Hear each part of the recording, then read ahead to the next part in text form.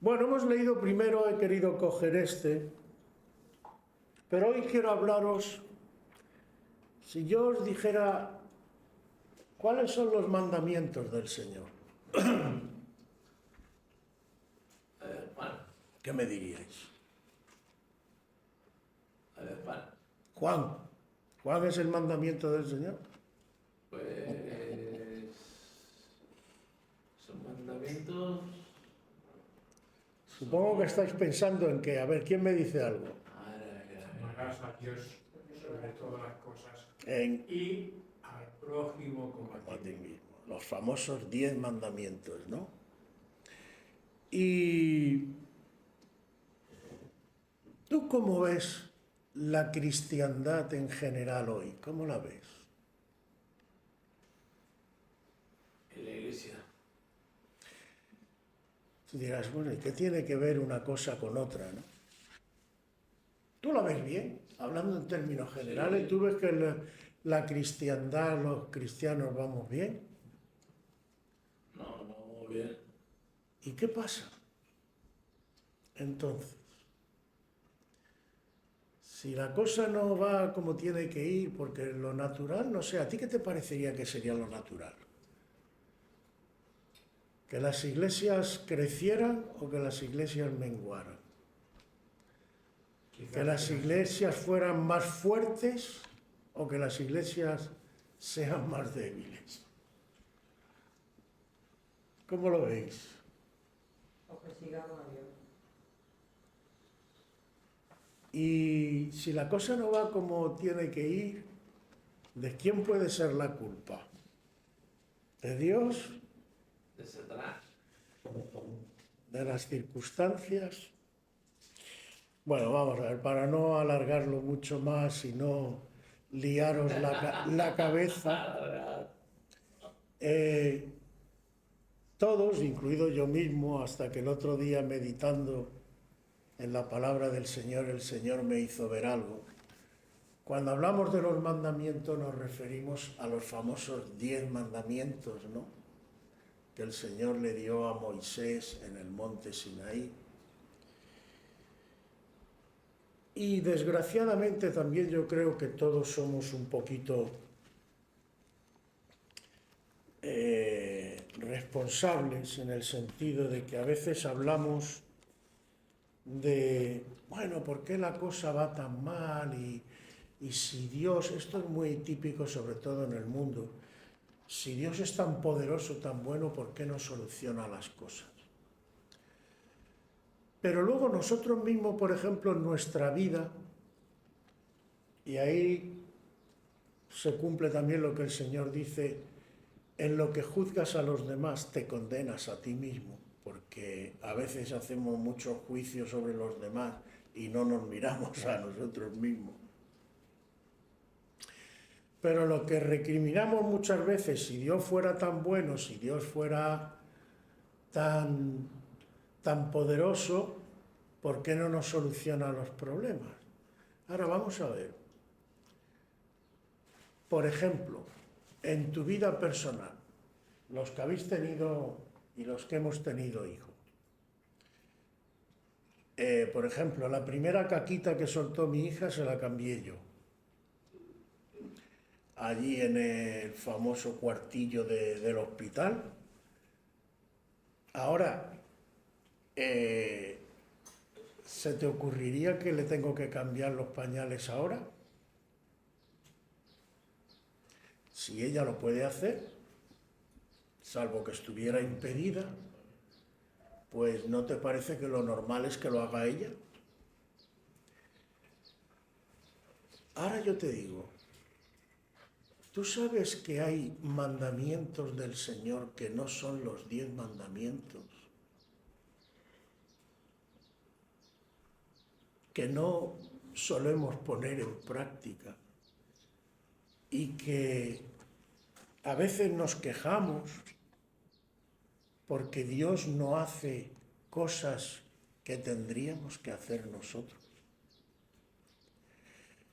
Pues hoy quiero hablarte y darte 7 mandamientos. Hay aquí hay uno que nosotros siempre hacemos, que es, ¿os acordáis cuál? ¿Qué? Pedid, rogad al Señor de la mies que envíe obreros a su mies. Eso es un mandamiento del Señor. Todo lo que está en español, los que conocemos el español sabemos que todo lo que está en imperativo es una orden. Id, marchad, haced, duérmete, niño, que le estás diciendo al niño. Si te da la real gana, duérmete, no, le estás diciendo, duérmete ya de una vez que me estás dando la paliza. ¿No? Entonces, ahora vamos a ver 7, pero os dejo para que luego vosotros busquéis otros tantos. Y cada uno de estos mandamientos tiene importancia, porque, hermanos, si yo paso de cumplir estos mandamientos del Señor, ¿tengo derecho luego a quejarme de que las cosas no funcionen? ¿Verdad que no? El Señor, ¿qué le dice a su pueblo? Mira, yo he puesto delante de ti 2 caminos. Uno es un camino de vida y el otro es un camino de muerte. Y además te voy a dar las características. El que te lleva a la muerte es ancho, cómodo, vas bien, te paras cuando quiere. El otro no, el otro es estrecho. Para entrar nada más ya tienes que estrecharte un poquito, porque solo hay una puerta y esa puerta es Cristo. Y tienes que entrar por ahí, no puedes entrar por otra puerta. Y luego a lo mejor va a haber momentos que tú vas a querer pararte, pero no te vas a poder parar. Y otros que te va a pasar al contrario. Vas a querer correr y el Señor te va a decir, estate quieto y no te muevas.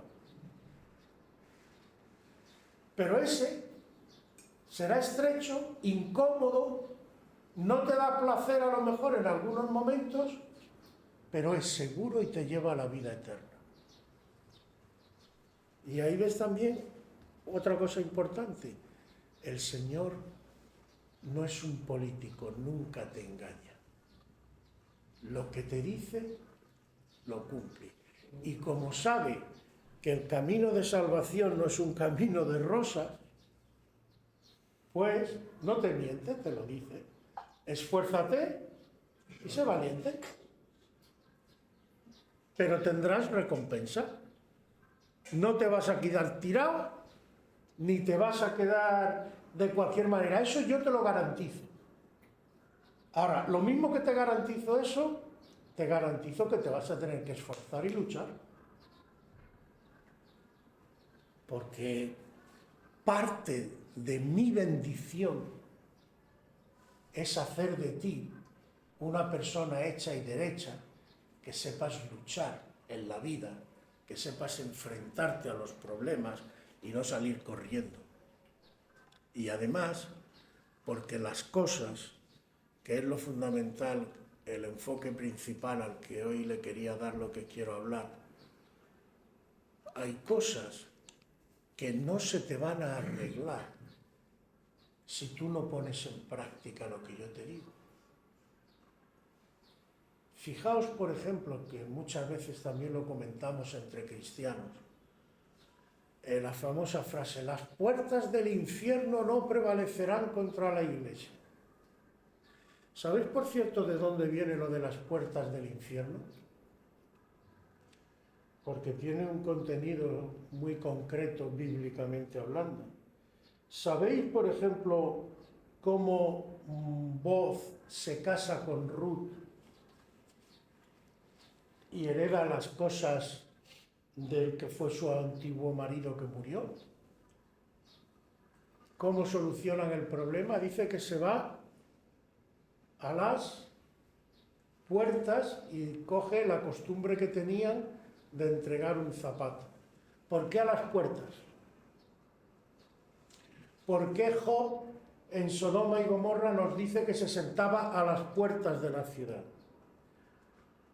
Pues es muy sencillo. En las puertas eran donde se reunían los ancianos para hacer juicio.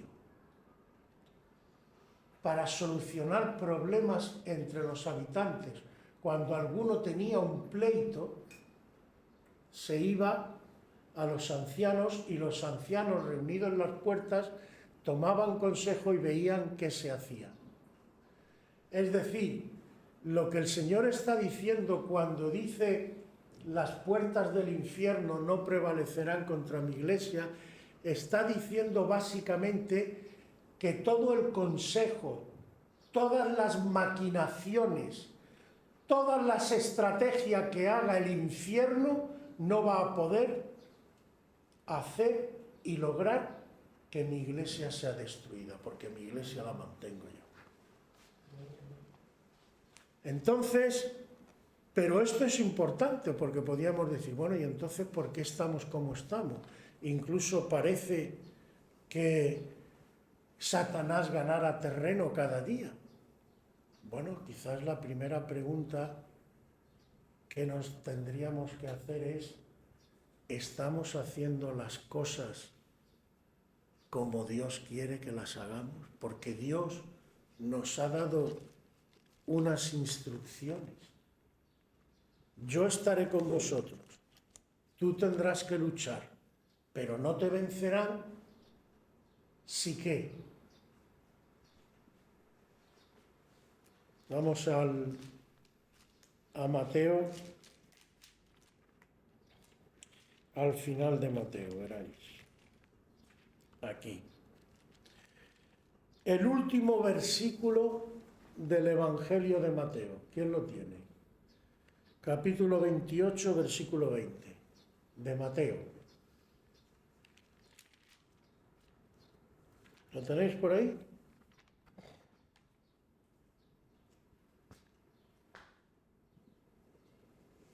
¿No lo tenéis? ¿Qué? Sí.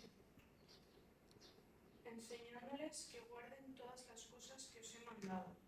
Y he aquí yo estoy con vosotros todos los días hasta el fin del mundo. Amén. ¿Se entiende, no?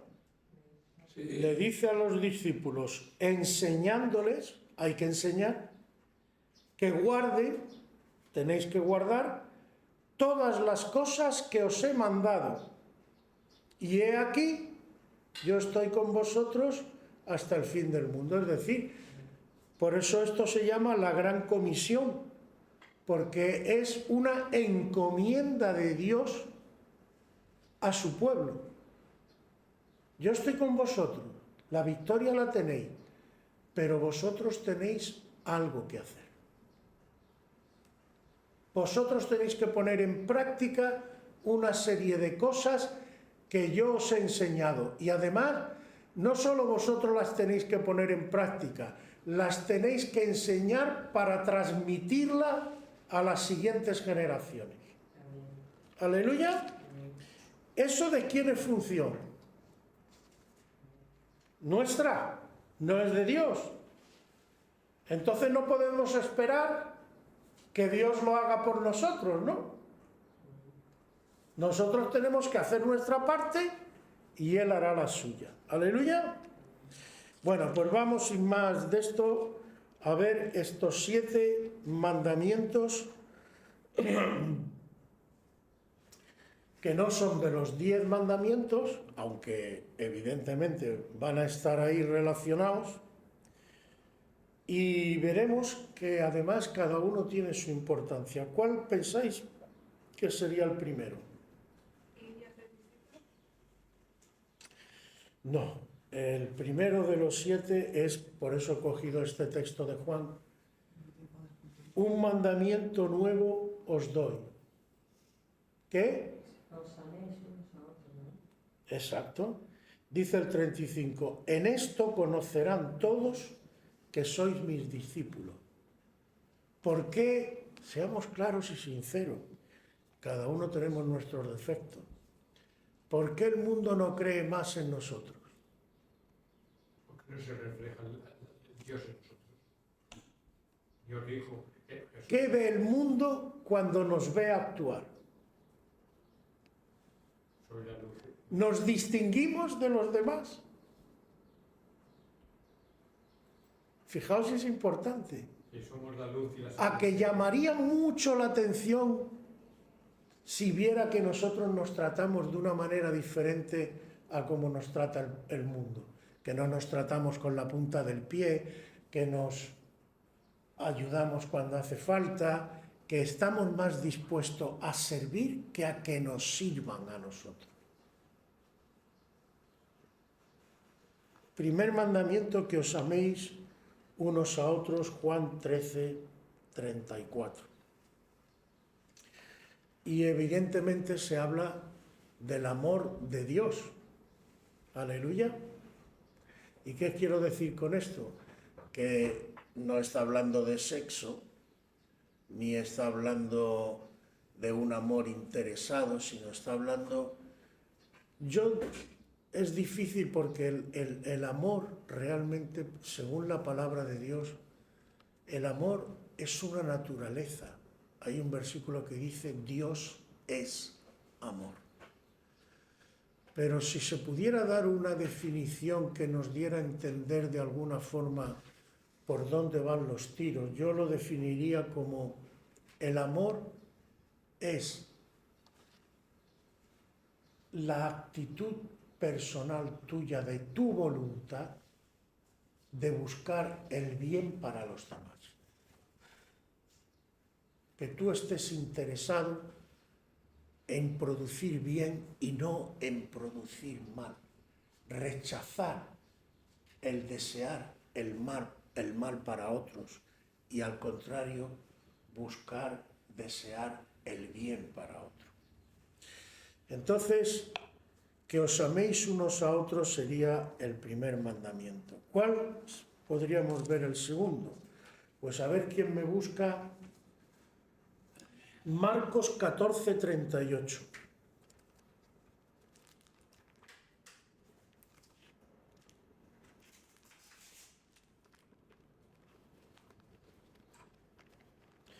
Marcos 14:38. ¿Quién lo tiene por ahí? Sí. Velad y orad para que no entréis en tentación. El espíritu a la verdad está dispuesto, pero la carne es débil. Muy bien, hasta ahí. Velad y orad. En imperativo, mandamiento. Estad vigilante, velad, y estad en oración. Y te da una razón importante. La carne es débil. Y si tú estás en la carne, si tú no eres una persona de oración y vigilante en el mundo espiritual, Satanás seguro te va a poner la zancadilla y te vas a partir los morros en el suelo. Porque la carne, olvídate de ella, porque la carne no puede, no tiene fuerza para la lucha espiritual. Es el espíritu. Y los que siguen al Señor por eso tienen que andar en el espíritu. Porque en la carne haz lo que quieras. De hecho, seguro que alguna vez habrás intentado vencer la tentación haciendo esfuerzos, pero como dice el apóstol Pablo, eso no sirve para nada, aunque te flagelen, aunque haga todas las clases de mortificaciones, eso no le da fuerza a tu espíritu y a tu carne menos. Entonces, lo que le da fuerza a tu espíritu es la presencia del Espíritu Santo dentro de ti. Ese es el que tiene la fuerza. Pero para que habite Cristo por la fe en vuestros corazones, como dice en otro sitio, Cristo habita por la fe. ¿Puedes tener fe sin una vida de oración y de vigilia espiritual? ¿A que no? Entonces tienes que tener una comunión con Cristo de forma permanente. En otro sitio dice, no, ese no lo he puesto, dice, orad sin cesar, ¿no? ¿O cómo dice? Orad sin cesar. ¿Qué significa qué? Orad de forma permanente. Entonces, velad y orad para que no caigáis en tentación. ¿Qué es lo que dice el texto? Es importante porque si no te fortaleces velando y orando, la tentación que está a la puerta al final va a terminar tumbándote. ¿Qué hacía el Señor? Y era el Señor. Y estaba lleno del Espíritu Santo. Y aun siendo el Señor lleno del Espíritu Santo, se iba noches enteras a orar. Se iba al campo, salía por ahí, se ponía a orar, a buscar a su Padre Celestial. Muchas cosas de camino os digo, esto tampoco lo he puesto aquí, pero seguro que cada uno de nosotros tenemos preguntas espirituales que aún no están respondidas.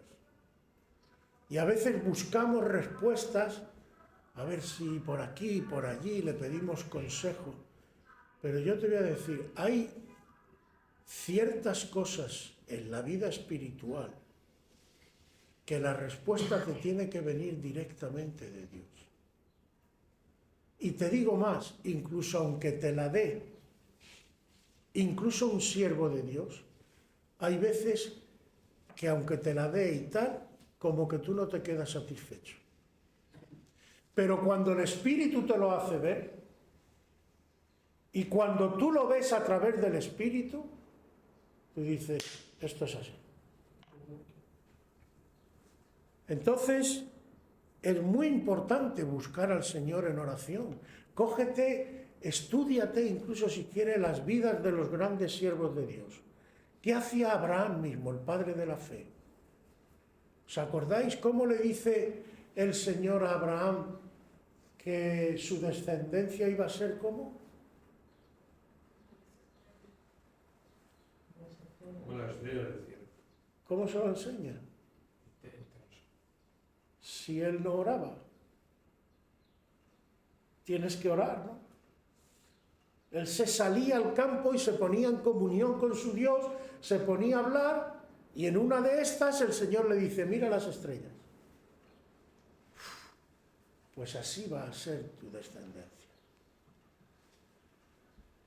El Señor dice que Abraham se gozó, le dice en una de las refriegas con los escribas fariseos, de que había de ver mi día, y lo vio y se gozó.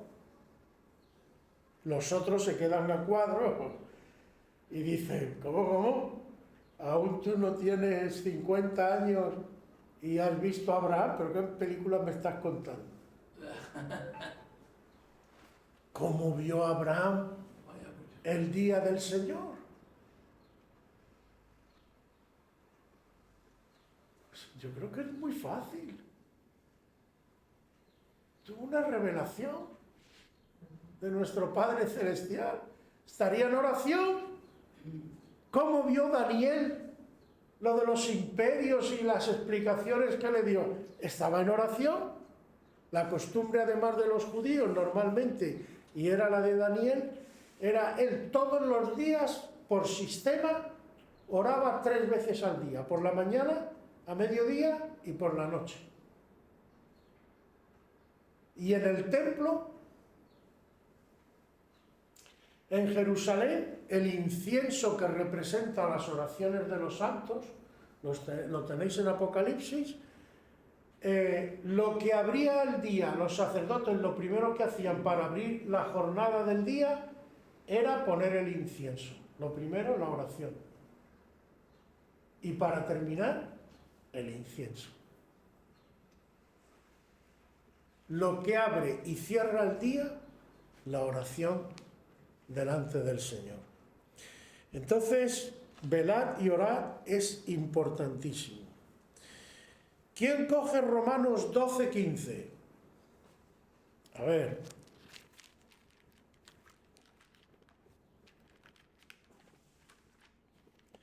Romanos 12:15. Venga, Isa. Que tú lo tendrás por ahí. Gozaos con los que se gozan, llorad con los que lloran. Mandamiento también, gozaos, imperativo. Gozaos con los que se gozan y llorad con los que lloran. En realidad, ¿qué nos está diciendo? Acompaña a la gente. Acércate. Si es gozo, qué sé yo, una boda, gózate con ellos.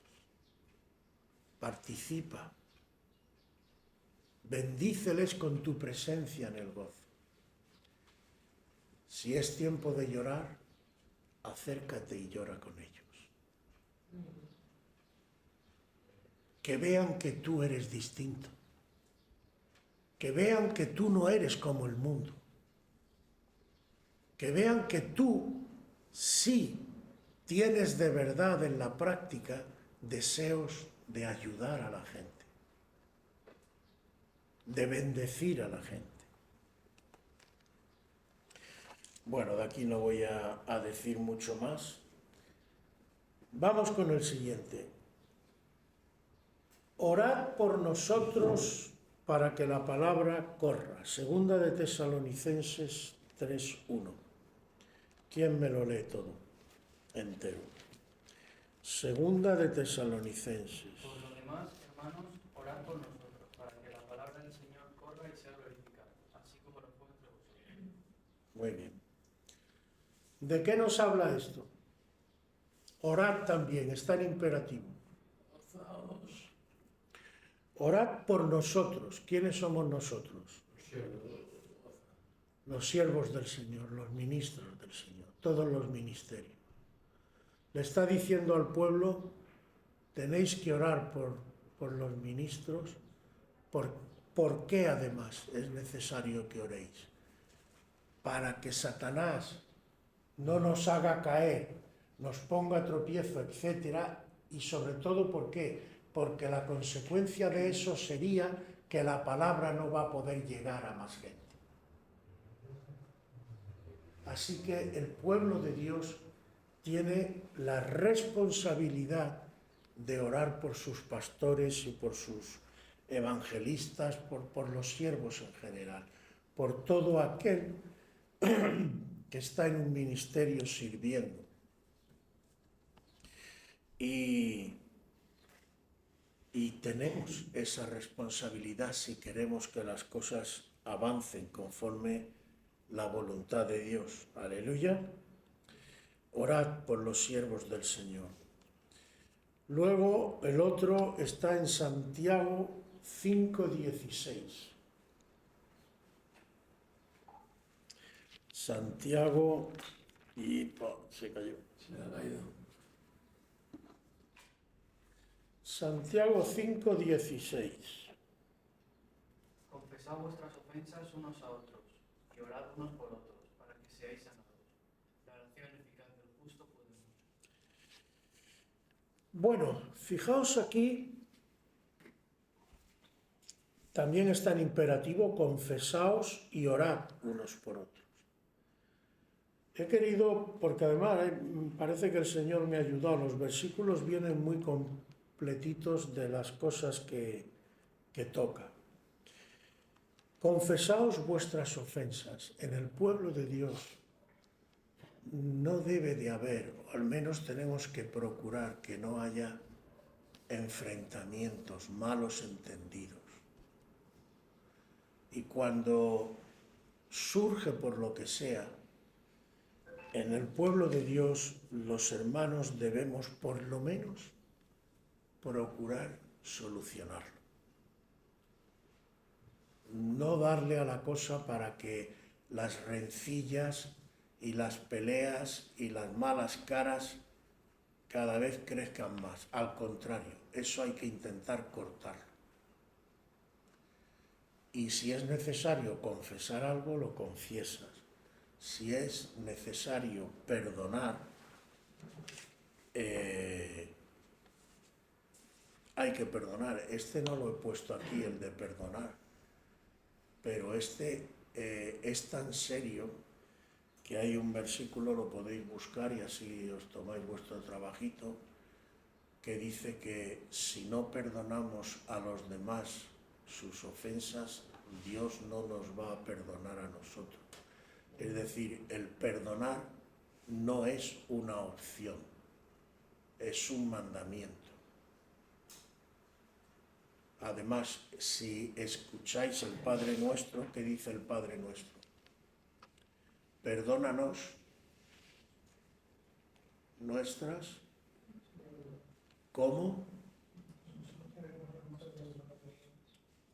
¿Cómo? Significa, en la medida que yo perdone, perdóname, papá. Si yo no perdono, ¿cómo me va a perdonar mi padre? Pues no te va a perdonar. Entonces, esto no es, como decía mi padre, moco de pavo. Esto es algo importante para el Señor. Entonces, entre hermanos, porque otra cosa es el mundo, si el mundo se pone, pues bueno, allá tú, como dice, tenle por gentil y publicano y ya está. Pero entre hermanos debemos procurar siempre que no se den malos entendidos, que no haya rencilla, que no estemos... Tenemos que intentar evitarlo, por lo menos en lo que dependa de nosotros. Tratarnos fraternalmente, con amor, como siendo de la misma familia, porque es que es lo que somos. Somos una familia en Cristo. Entonces, tenemos que tratarnos de esa manera y cuando se da el caso, porque siempre se puede dar, de hecho, otro de los mandamientos que da el Señor a través de los apóstoles también, que da mandamiento es soportaos unos a otros. Si dice soportaos es porque hay cosas que soportar.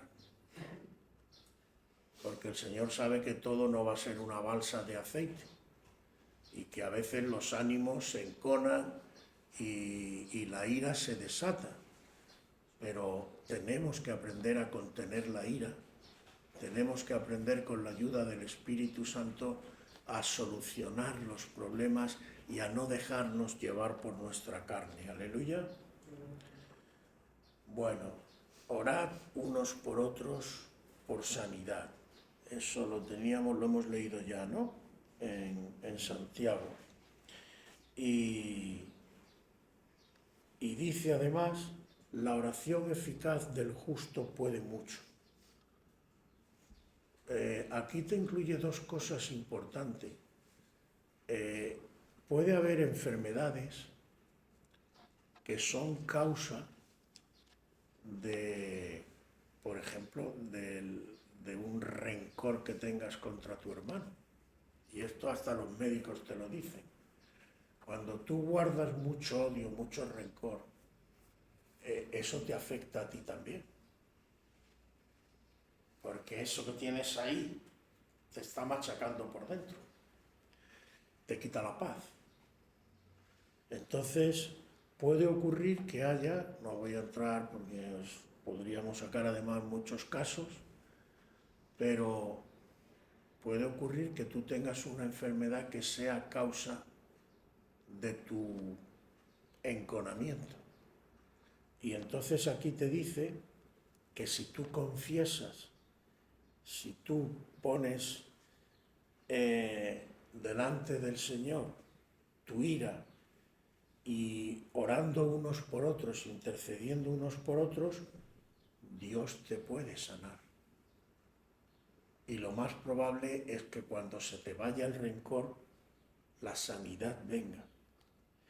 Y para darte todavía más ánimo, te dice, la oración eficaz del justo puede mucho. El que de verdad se toma en serio la oración puede lograr cosas que él mismo se sorprenda. Y esto relacionado con el contexto, ¿qué te quiere decir? Pues te quiere decir algo muy importante. Si tú estás viendo que hay dos hermanos que están peleados, que se llevan a muerte, y tú te pones a orar seriamente por ese tema, Dios puede responderte y hacer las cosas de tal manera que el problema se solucione. Entonces, es como una inyección de ánimo. no temas pedir y no temas ser ferviente en la oración, porque Dios escucha la oración eficaz del justo. Eso sí, dice la oración eficaz, no la oración de rutina, la oración que se pone delante del Señor, de verdad, Señor, yo te pido que tú soluciones esto. Te lo pido de corazón. Estoy interesado en ello. Y Él que ve el corazón, si ve que tu corazón es sincero y si ves que tú quieres realmente que Dios dé una solución, Dios va a obrar. Aleluya. Entonces no olvidéis esto. Vamos con el siguiente. Ya nos quedan dos, este y otro más. Bendecid a los que os maldicen. Lucas 6, 28.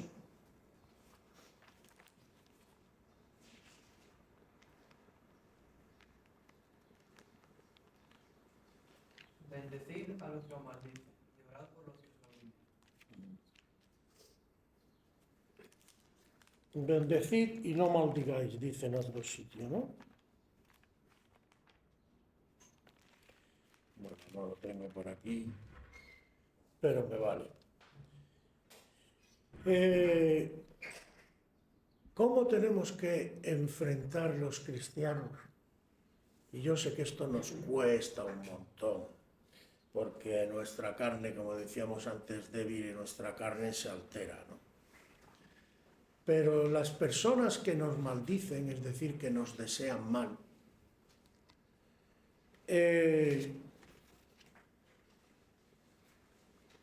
lo normal sería que tú dijeras, pues yo te maldigo 3 veces más, y que se te atragante ahí mañana cuando vayas a comer el pescado y que 28 espinas se te queden en la garganta y te dé un síncope y te caigas para atrás, ¿no?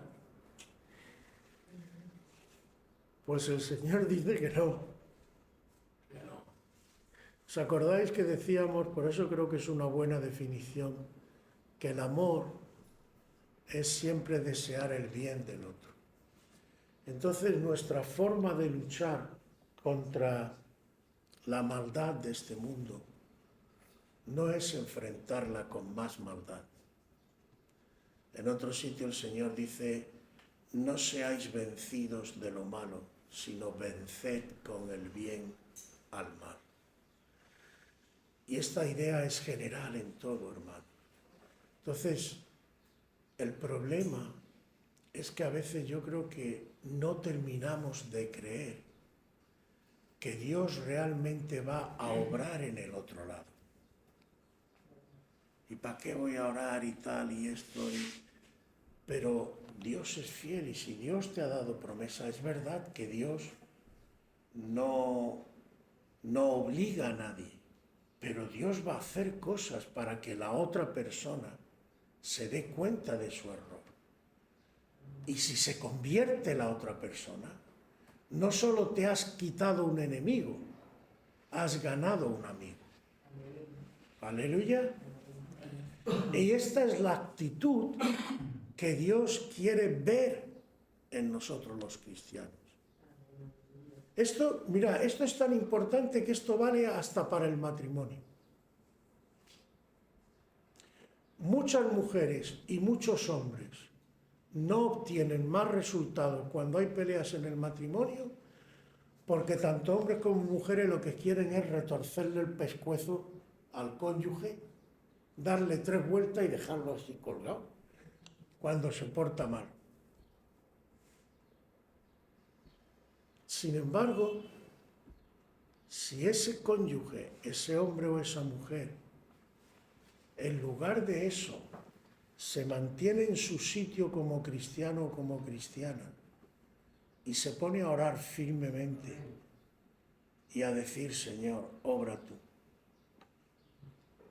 Yo te digo una cosa, a mí me daría pánico, conociendo lo que conozco, que yo, por ejemplo, maltratara a mi mujer y mi mujer se pusiera a orar a solas con el Señor. Porque solo me quedan 2 caminos. O me arrepiento y cambio, o un día salgo a la calle, viene el camión de la basura y me lleva por delante. Si me resisto, porque tanto hombres como mujeres, pero en este caso, si una mujer está en su sitio y hace las cosas como Dios quiere y le pide a su Padre Celestial, por pura lógica, Dios la puede tener a lo mejor durante un tiempo que incluso le sirva de prueba con el marido dándole la tabarra. Pero llegará un momento en que el Señor va a decir, ya no voy a permitir más que mi hija padezca por este tema. Así que fulanito, ¿te arrepientes o te degüello? Y hay de aquel. Es decir, hermanos, muchas veces no obtenemos mejores resultados porque no enfocamos ni actuamos como Dios quiere. Pero si lo hacemos, Dios va a obrar. Dios es fiel. Aleluya. Y finalmente algo parecido a esto, pero que tiene otra trascendencia que he querido incluir. El séptimo punto sería 1 Timoteo 2:1. No sé si alguien lo tiene por ahí. Exhorto ante todo a que se hagan rogativas oraciones, peticiones y acciones de gracias por todos los hombres. Muy bien, exhorto. También exhorto que se haga. Orad por las autoridades. A veces nos quejamos que la sociedad va como va y tal. Y bueno, yo evidentemente no voy a decir que la culpa sea nuestra, pero ¿cómo lo veis vosotros? ¿Pensáis que la Iglesia tiene algo de responsabilidad? No sé vosotros cómo lo veis. ¿No hay un versículo también que dice, vosotros sois la Sal de la tierra. y la luz? ¿Lo somos?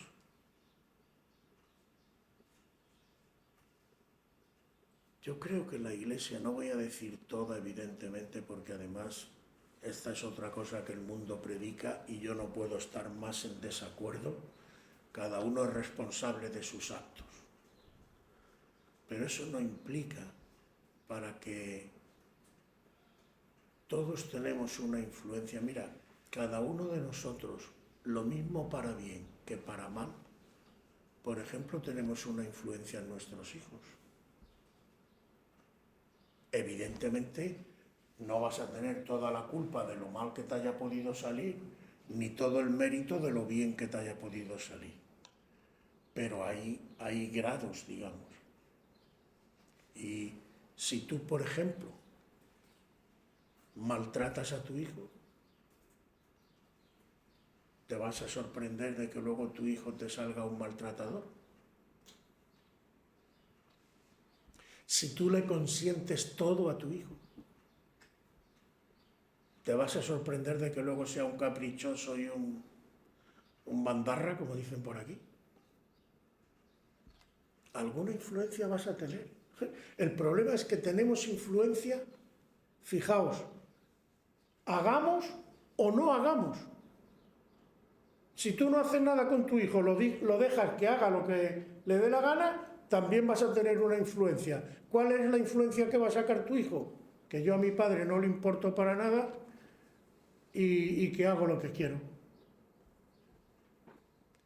Entonces, todos tenemos cierta influencia en la vida de los demás. Y en este caso, cuando se habla de las autoridades no vienen de Marte. Las autoridades vienen del propio pueblo. Si se comportan de una determinada manera,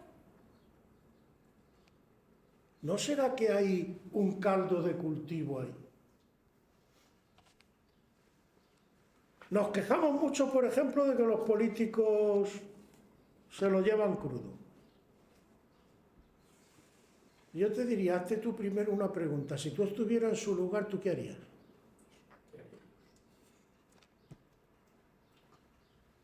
¿Te lo ibas a llevar crudo o no? Entonces, ¿por qué dice el Señor, en lo poco fuiste fiel, en lo mucho te pondré? Si tú no eres capaz de demostrarme en esta vida, en las riquezas injustas y en medio de todas estas injusticias, que tú eres capaz de jugártela por mí y ser fiel, si aquí en esto no eres fiel, ¿qué va a pasar cuando yo te ponga arriba sobre 8 planetas? Rigiendo ahí, como dicen las ciudades o lo que sea, bueno, no sabemos exactamente cómo será en el cielo, pero te pone el Señor de gobernador de X ciudades. ¿Qué va a pasar? Si no has cambiado, ¿lo veis? La importancia de esto. Si leemos en 1 Timoteo 2.1, ¿lo puedes leer otra vez? Exhorto ante todo a que se hagan rogativas, oraciones, peticiones y acciones de gracias por todos los hombres. No pone para que tengamos paz y más para adelante. Para que vivamos quieta y reposadamente en toda piedad y ansiedad. Dice que una de las consecuencias de que oremos por las autoridades va a ser que podamos estar en paz. Porque cuando el demonio se cuela, de las primeras cosas que se pierden es la paz. Porque el demonio no quiere la paz, quiere la guerra, quiere destruir, especialmente a todos los que son de Cristo. Por eso destruye matrimonio, destruye familias, destruye relación hombre-mujer, destruye amistades. Es destruir, destruir, destruir. Tenerte aislado, tenerte viciado. Porque el que tiene una cadena de un vicio, el que sea, es un pelele en las manos del demonio. Y él dirige a la sociedad así.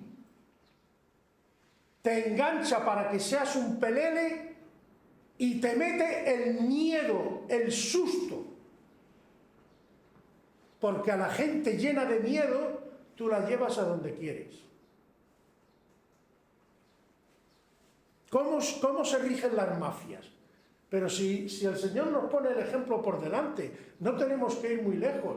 ¿Por qué el Señor se explicaba con las cosas que la gente veía de forma natural? Porque vemos la acción del demonio en lo que pasa en el mundo. ¿Cómo se rigen las mafias? ¿Tú has visto películas de mafiosos? ¿Cómo se gobierna una mafia? Oye, por favor, ¿puedes irme a ver si aquel de allí te paga los 500 euros con los que les tenemos extorsionados? ¿Lo pide así el jefe? Ve para allá, trae los 500 euros, que si no... Miedo, terror. Claro. Eso es lo que vemos. Porque el demonio se maneja así. Si no queremos eso, si queremos una sociedad donde la gente se respete, se ayude, cada uno sepa comportarse como tiene que comportarse, etcétera, etcétera, etcétera, ¿qué tenemos que hacer?